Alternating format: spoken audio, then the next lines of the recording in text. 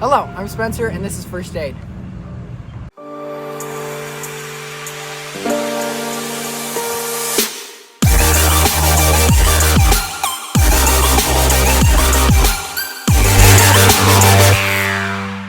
Today we're going to be talking about first aid kits, ranging from personal ones that you might carry in your backpack to something that your troop, ship, crew, or pack probably is going to carry on its trailer or with it to outings. We're going to start off with the personal first aid kit. The personal first aid kit, this is going to be something like what you're going to have in your backpack, your personal gear, your tote, whatever you're taking with you on a camp out or an event. Now, you're going to notice off to the side right here, you have gloves. Gloves are important and need to be readily accessible because those are personal protective equipment. Before you even go around digging, as soon as an injury occurs, you're going to open your first aid kit, go right to those gloves, get to the victim, and see what they need. So, your gloves need to be readily accessible. Same with hand sanitizer. Hand sanitizer needs to be absolutely readily accessible as well because you're going to need to sanitize your hands before you're touching the victim, and you should already have gloves on anyway, but that just gives you an extra layer of protection for if they're bleeding and have bloodborne pathogens. You can not only take the gloves off and throw them away, but you can also sanitize your hands. Now, we also have readily accessible saline and alcohol wipes and different assorted sizes of bandages. Those are going to be important for different and variety of injuries. So if they're bleeding profusely and you don't know where the blood's coming from, you can take an alcohol wipe or you can take gauze and kind of wipe away the blood to see where it's coming from. These pointy scissors right here are good for if you need to cut bandages, if you need to cut medical tape, which you should also have. But these right here with sort of a rounded end that don't hurt if you poke yourself, that's for if you need to remove some of the victim's clothing or if you need to cut a bandage that is currently on their skin. That way you don't accidentally poke them and cause them more pain. Now you've also got tweezers. Tweezers are good for getting things like splinters, other small things you're gonna have to grab. Now, another good thing, it's optional entirely, this is a vomit bag. Now you might be asking, well, why not just vomit onto the trail or vomit out into the woods? If you don't want to carry vomit around, yes, that's a really good idea, but it's also good to have this accessible for if for some reason they're having some sort of illness and it's not obvious what it is. If you take that to the doctor is going to be able to test that vomit and figure out what is happening here. Another good thing, stethoscope. Now, again, this is something that I recommend, but this is completely optional. This is good for telling someone's breathing. It's good for telling someone's heart rate. Another good way to do that is find their carotid artery, which is up in their neck. Now this is gauze. You're going to notice I have quite a bit of gauze. And quite frankly, if someone's bleeding, you're going to want quite a bit of gauze depending on the severity of the wound. This is a CPR barrier. So this is going to be used, of course this is the bag for it, it's inside. This is used to put over the person's mouth when you perform rescue breaths while you are giving CPR. Of course, this is optional, and you should really only have that if you are trained in cardiopulmonary resuscitation and certified for it. This is moleskin. Now, moleskin is pretty useful if you have a blister. You can take the moleskin, put it against the blister, see where it fits, cut out a hole to put the moleskin around the blister on the palm of someone's foot, hand, whatever, to prevent it from rubbing against things. This is a pen and paper. Now, this is useful for if you have multiple victims and you need to do a triage. The triage victims, you'll need to distinguish who has what injury, write it down, and just put a little note near them so that later on you can come back and remember, oh yeah, this person needs help with a broken arm, so they need a splint. It's also good if you have a tourniquet and you can put the time, which is very important, you put the time that you put the tourniquet on so that the hospital will know how long they've had the tourniquet on. Now you'll notice that a lot of my stuff is in bags. That way, because this I take camping, that way if this gets wet because of rain, the supplies inside stays dry. We're going to be going through another personal first aid kit. This one is my brother's. We're going to see what different things he has in his. Now, starting off, he's got paper and a writing implement. That's pretty good. He's also got himself readily accessible gloves. Additionally, he has various sizes of bandages and gauze pads to be able to apply to victims' wounds.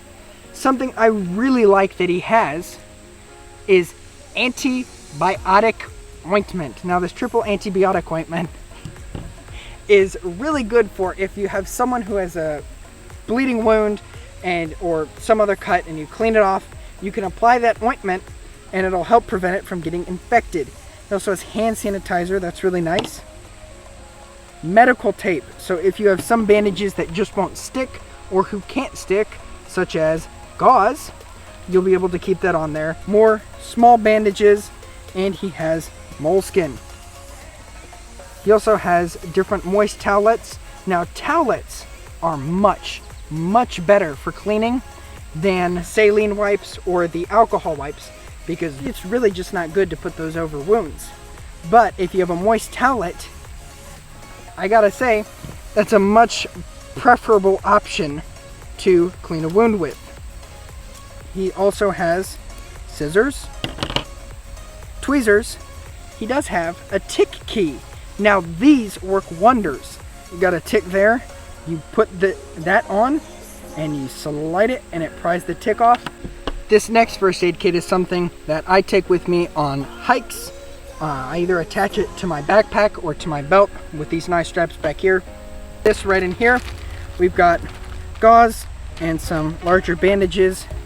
Then of course we have moleskin and gauze and gloves, as well as some medical tape. Now, this is something that just has the basics for basic injuries.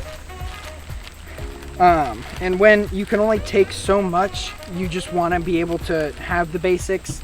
Now, this first aid kit I always take on campouts with me to supplement my other first aid kits. Now, this one doesn't have much in it.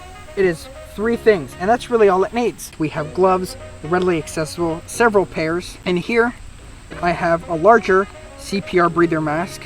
So this is going to go over someone's face, and then I can breathe into their airways without me infecting them and them infecting me. Then in here is where I keep my whistle. This is great to have on a camp out because something like this is pretty loud, and you're going to be able to get help. You can do ... ..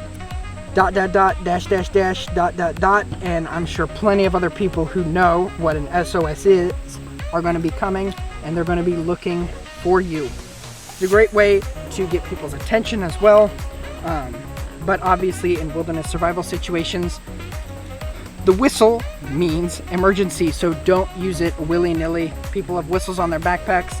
If you have those younger scouts in your troop, or you are those younger scouts, don't be blowing your whistle every 5 seconds.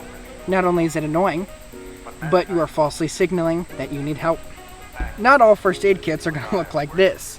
Sometimes they're going to look like this. This is quite brilliant because it is waterproof, it's pretty durable, and it stores quite a bit of stuff in it. You can see gloves, you can see gauze, you can see medical tape, you can see all sorts of different things. If your troop is scrounging for supplies and they can't get something extra professional, this is a great way. This is a great DIY first aid kit for units to use. Next is our troops first aid kit. This is stored on the trailer. This was put together by an ER doctor who is one of our ASMs, so nice little shout out to him. Thank you for putting this together. There is quite a bit of stuff in here that even I am not trained, nor do I know what it does, so I'm not going to go through everything in here, but we do have gloves, obviously PPE ready to go. We have different types of conforming stretch gauze and other bandages for if someone gets a sprain or an other injury of that matter. There are things to help with the airways. There is a triangle bandage. There is also eye wash. Now, of course, if you get something in your eye, we all know the first aid for that, but this makes that easier, because if you don't have access to clean water for whatever reason, this is going to be great. We have stethoscope, again, not required. We've got a variety of scissors. Again, these scissors are great for if you have someone's clothes on and you need to cut them without injuring the person. That's going to help quite a bit. There's a little pen light. That is to help if someone has a concussion or they want to check for a head injury and see how the eyes dilate. We have surgical sponges. We have instant freeze packs. Over here in this pocket we have Benadryl and ibuprofen. We have more types of bandages, antibiotic cream, and we have itch relief cream, good for if you have bug bites. Not all troops, ships, crews, explorer posts, and Cub Scout packs are going to have these first aid kits as their unit first aid kit, but I do recommend quite a few of these, especially if you do have a doctor or a nurse who's an assistant scoutmaster or another adult leader with your troop. Some other equipment you're going to want related to first aid: sunscreen to prevent sunburn, and bug spray to prevent bug bites. You're also going to want rope to use either as a tourniquet or to tie down splints. You can use it for many other things as well. You can also use a knife, either like this sheath knife or a pocket knife like this one. Another thing you're going to want to use is a phone. Now I know what you're thinking. Scoutmasters and many troops and even other scouting units don't allow phones on campouts. But in my troop, what we've done is have the adults use their phones and have the senior scouts use their phones to communicate with the adults in cases of emergencies, to communicate with 911. Another thing I recommend for areas without cellular capabilities, the walkie-talkie. You can call for emergency backups, radio back to camp, or radio to an area with people with first responders and let them know what your emergency situation is to get the help you need quickly. I hope this video has been informative and that you've learned something. If so, please consider subscribing to keep updated on content to help you through your scouting journey.